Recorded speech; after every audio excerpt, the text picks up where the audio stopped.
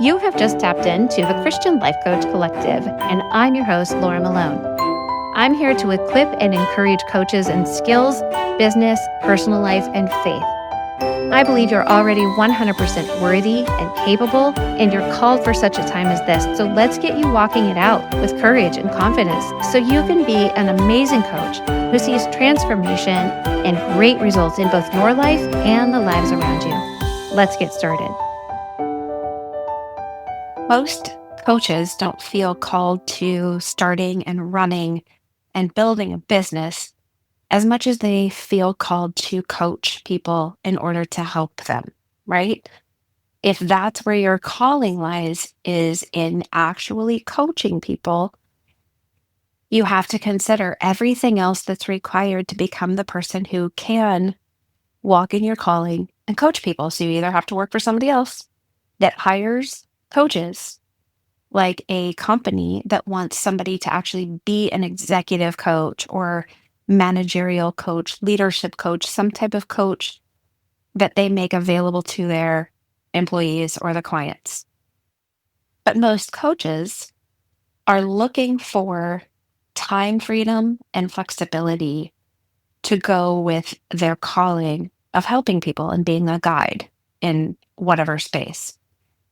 And they realize the only way to do that consistently, sustainably, and to reach more people is through starting a business. And then that's, I think, with that tension that we step into is when you sense God is calling you to use your gifts, but the practical side requires that you build systems and you become good at marketing and you have to, determine and set and commit to prices and offerings.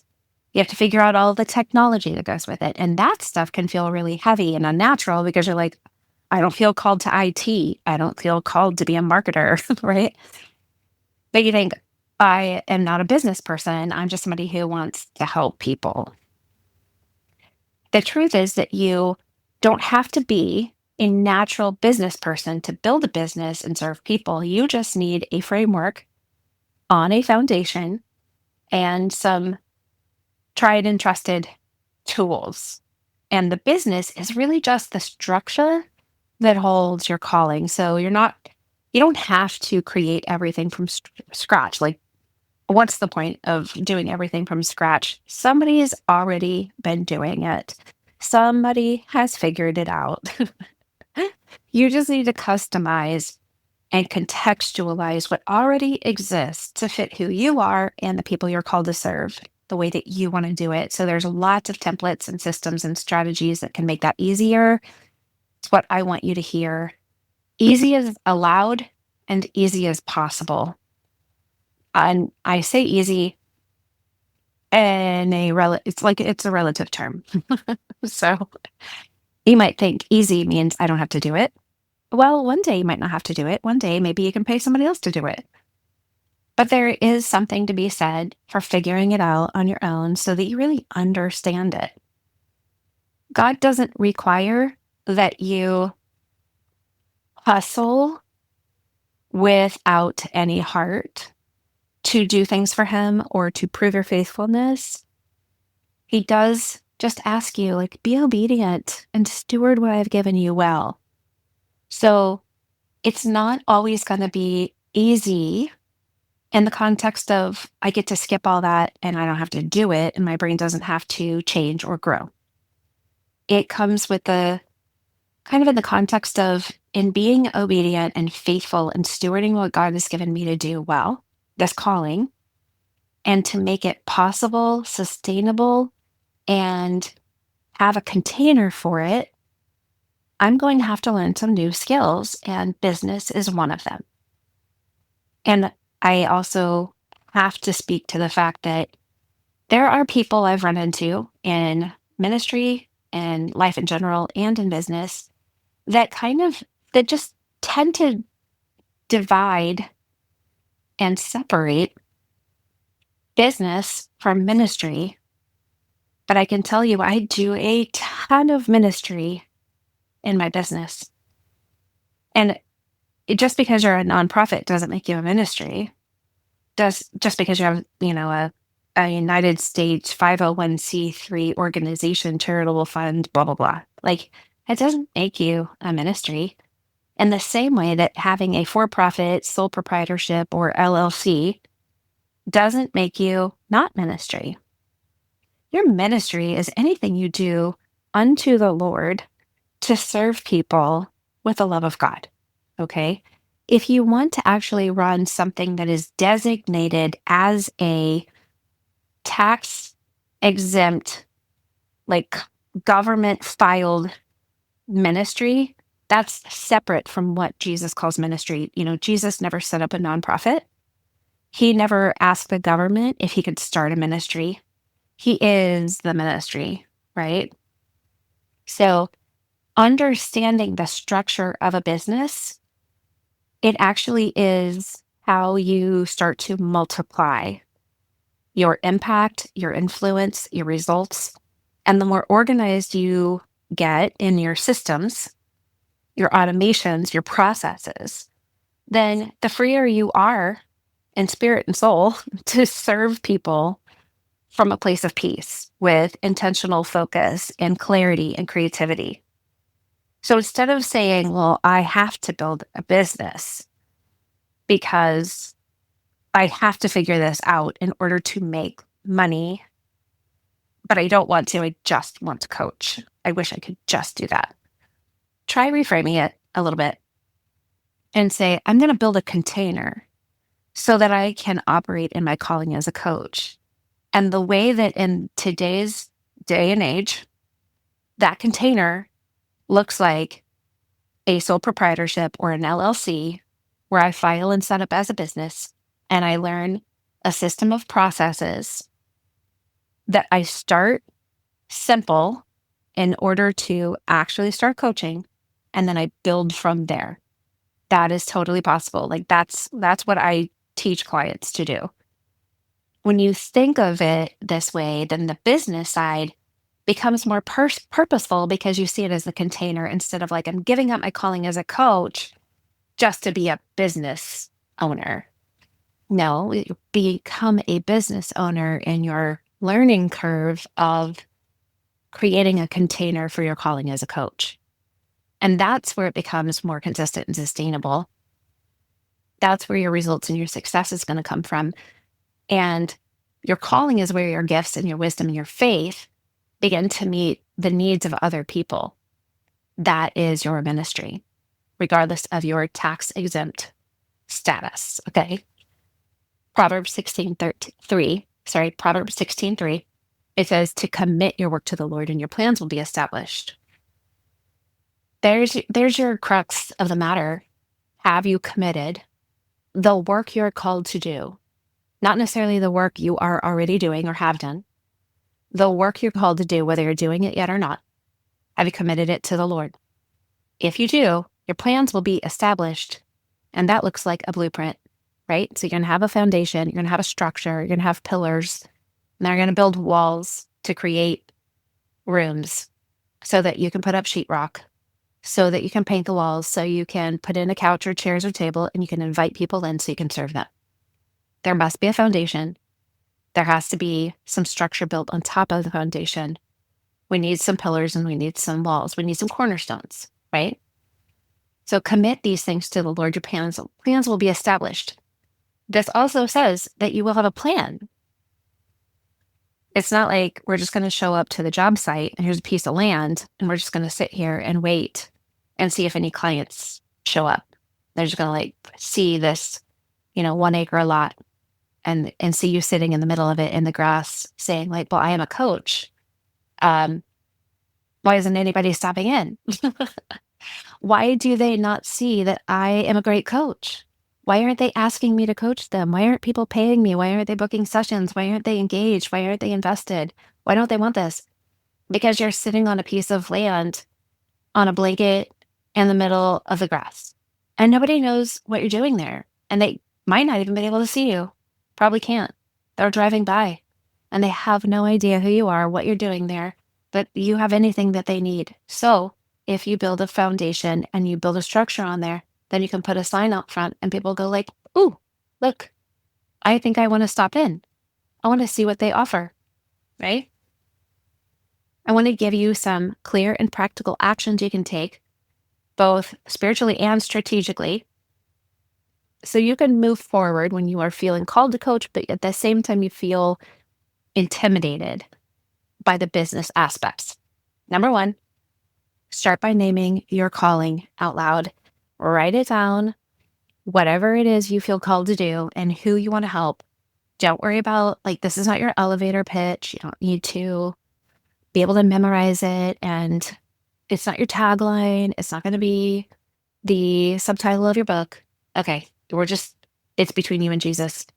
Describe it in a sentence or two. Name it and define it so that it shifts from an idea to an assignment you're walking out. An example could be, I want to help women process life experiences, their story, and hear God about their life and experience so that they can walk in freedom and become healthy, right? It doesn't matter. I don't have to say that to anybody. I'm just defining what's inside me that wants to come out. I want to help women understand their story and hear what the Lord says so that they can get freedom. And then when you're praying about this, pray for clarity rather than asking God to give you confidence, because confidence is going to come later, but it is going to come after clarity. Clarity breeds the action. I'm sorry, action breeds your clarity. Don't get me wrong. Action first, then you get clarity because you look at the action you took. You have a lot of hindsight, what worked and what didn't, right? And then after you have that clarity, you're going to start feeling more emotion of feeling ready. I'm confident. I am certain. I feel competent, all of the things. So instead, ask God, what have you already placed in my hands? Read Exodus 4:2 for that and do a little digging and take it to the Lord. Then list out like any of your skills, your life experience, the story you've lived, your strengths. And this is going to help you recenter your focus on what you already have instead of focusing on what you think you lack. And notice that I said what you think you lack, because just because you think you lack it doesn't mean you actually do. Number three is to choose a simple framework to follow. So again, you don't have to reinvent wheels. There's a ton of people out there. Coaching is a huge industry that's blowing up, that's growing all the time. And people have already done this. I have already done this. There's a lot of people besides me who've already done this, have amazing frameworks and blueprints, right? I have the Pearl practice that I coach on and I teach. Coaching business blueprint and the consultant coach experience that I walk my clients through, the Sokoka system that helps guide you, the 6 processes you need in place to build your business and grow it.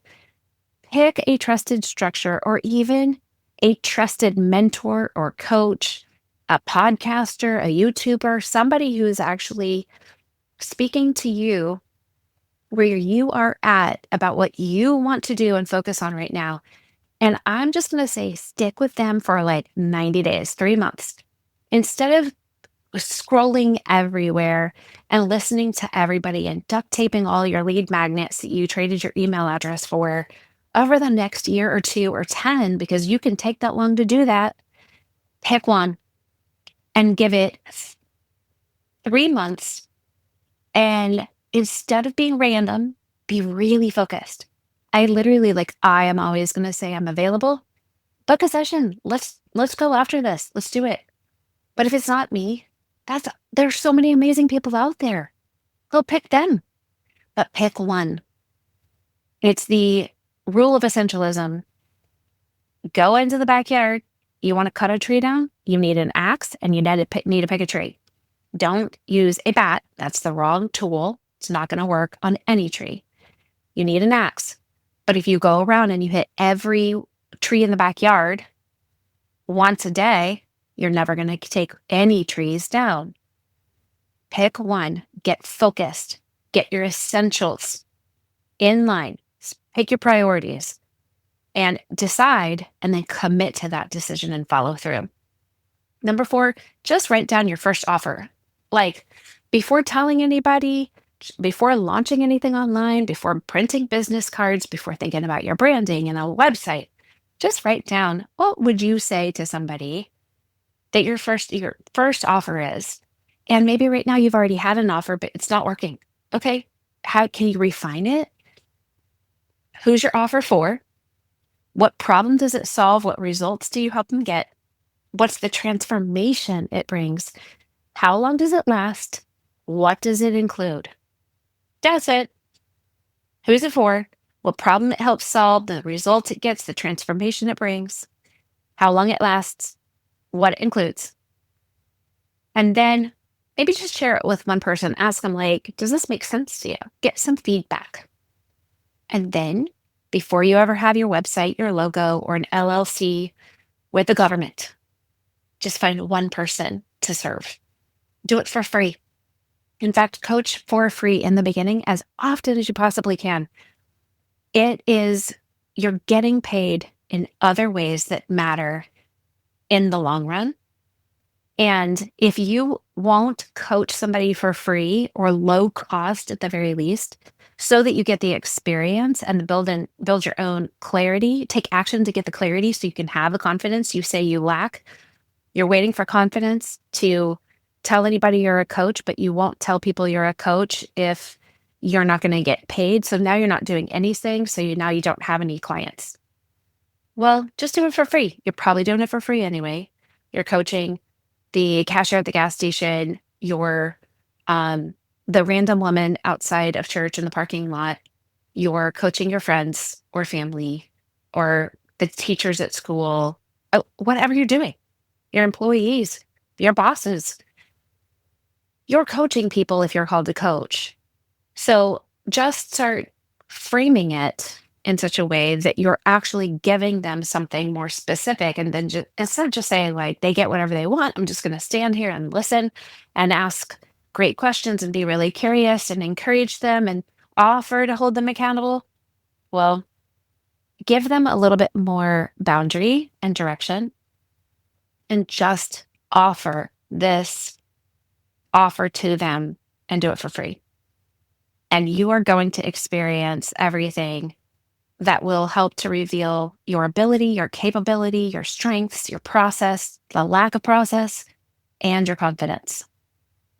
And if you can, number six would be to create a support circle, your investors. Like, are there other women building anything, doing anything, not even coaching?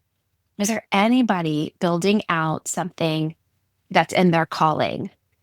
Are there other women who are going after what they're called to?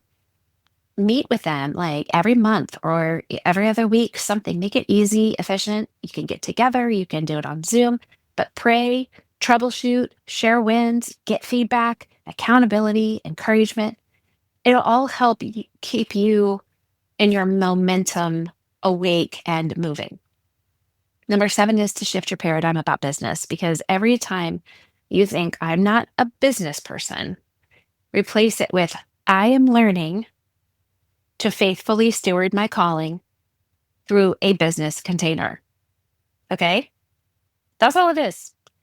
Remove the shame and the fear and make room for the grace in the journey and the wisdom you need so that you can actually have an impact on the people you want to help. And eight is to invest in a journey and not the random pieces. We already talked about this a little bit, but instead of trying to learn everything online for free, consider committing to one journey of training and coaching that actually helps you walk through your mindset is becoming a coach, becoming an entrepreneur, becoming a businesswoman, the structure you need to have in place, the blueprint, the strategy and system of processes that you need. You don't have to do this alone, but you can do it alone. But I promise it will take you longer to do it alone than it will if you invite someone else to walk with you, especially somebody who's gone ahead of you and has already understood kind of part of the journey. That's the point of a coach. I will tell you, like, what is the point of wanting to be a coach if you don't believe in coaching enough that you invest in it. If you've never had a coach, you're resistant to a coach, you need to ask yourself if you're called to be a coach. Are you going to be able to actually offer somebody something you've never experienced and you're not willing to actually invest in for yourself? If you wanted to be a coach, you need to want to be coached. And if you want to be coached, you will get inspired and desperate enough to save some money to get coached, to put some money aside or not spend money on this instead of that. Okay. You can do it. There is a way. Save $15 a week until you have enough for one coaching session. That's just do that. You've got to show your belief in coaching yourself will amplify the action you take, the clarity you get, and the confidence you walk in. Number 9, I would say set a timed goal, like even 30 days. Like pick a milestone and say, I'm finish your offer, start a discovery call, set up your first, client onboarding process. All the small wins that come from taking action will build your momentum and your confidence and your clarity. Number 10 is just dedicate your work to God every day. Just pray, Lord, this work is yours. This calling is yours to begin with. Teach me how to steward it well. Give me wisdom. Give me courage. Make my obedience fruitful. Let everything I do be unto you. Help my business to be profitable and peaceful for me and others, right? Whatever it is, write it down if you need to. Repeat the same prayer or let it be new and fresh every day. But take it to Him. Ask God to be with you in all that you do, to give you direction, but put your foot on the gas and know that Jesus is in the car and He'll tell you when to take a left, tell you when to take a right, tell you when to stop and turn around. So stop acting like you need the audible voice of God to tell you to get in the car and start it. And don't sit at a red light. I'm sorry, don't sit at a green light acting like it's a red light, right? So to recap, name your calling out loud.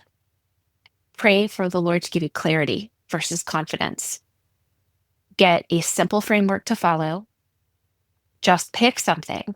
If you're listening to my podcast or anybody else's podcast, even if it's not coaching and it's about business or taking action, just pick a framework to follow and do it for 3 months.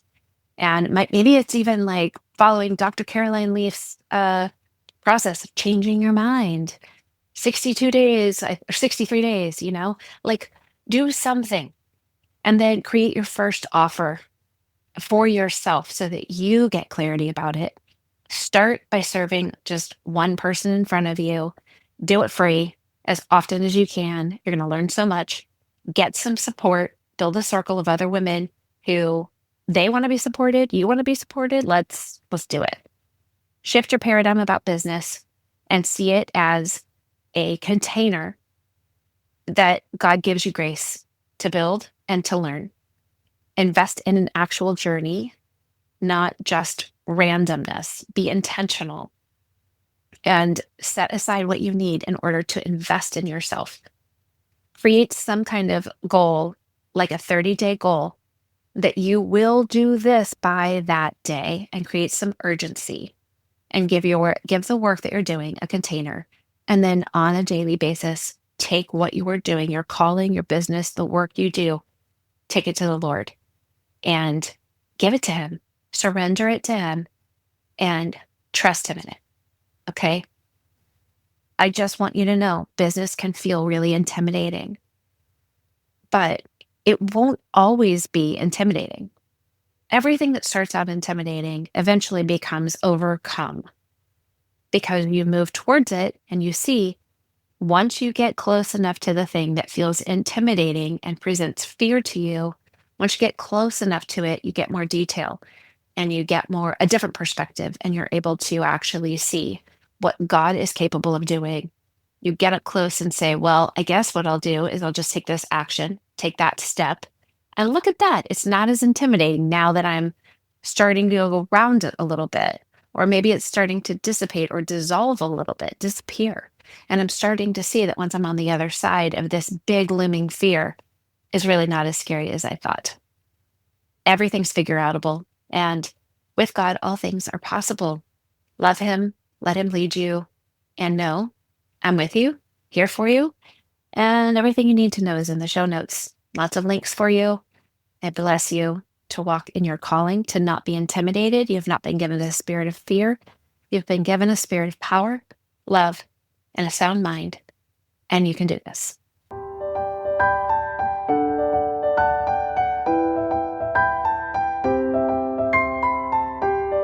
Thanks for listening. For more coaching resources and to learn how to work with me, head to sterlingandstonementoring.com or click the link in the show notes. Remember, walk boldly in your calling, and I'll talk to you next time.